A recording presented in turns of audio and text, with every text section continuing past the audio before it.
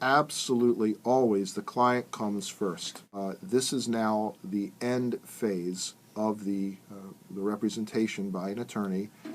A settlement is reached, but before I even get to the dollars and the handling, the physical handling of the money, I have to offer some information about the settlement of the case. And we can always go to court and the jury gives you an award or a judge gives you an award. That's what you get. But before we get there, if we're going to settle the case, we absolutely are required to get the client's consent to the settlement. And I have, unfortunately, over the years, had some clients come in and say they want to fire their first lawyer, or they want me to sue their first lawyer because the lawyer accepted a settlement without their permission. And what can I, if anything, do about it? Well, in my office, what I do, I have a letter that I actually send to the client in advance of any discussion of settlement with the insurance company, and I tell the client, look, Mr. and Miss Client, I think your case is worth X dollars. Let me just put a number on that for purposes of our discussion here this morning. Let's say I think their case is worth $10,000.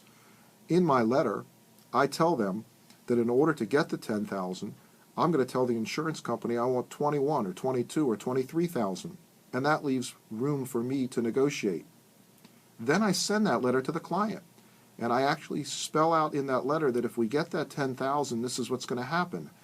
The attorney's fees come out, we pay the bills, I show them what the bills are and the balance due in the bills, and then there's a bottom line that represents what the client will get after they've recovered all the money, and after all the bills have been paid, and after the lawyer's fee has been paid. This is for you, Mr. or Miss Client. You put this in your pocket. This is the proceeds of settlement, as I like to call it. So I send that letter to the client, and I require that they sign that letter or come talk to me if they disagree. If they disagree, that's fine. Come in, tell me, or call me on the phone. What's going on? Why don't you agree with my evaluation? I don't pretend to know everything, but for the most part, I read the case very thoroughly. I understand what's going on, and with my hopefully good experience, I'm able to evaluate the case and give my client a recommendation and advice as to what amount we should recover reasonably.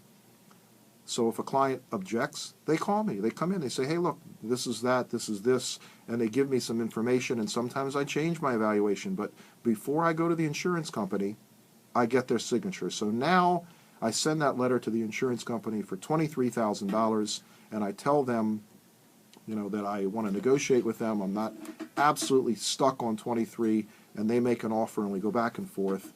And if I can get $10,000 or more, then I know that I have in writing my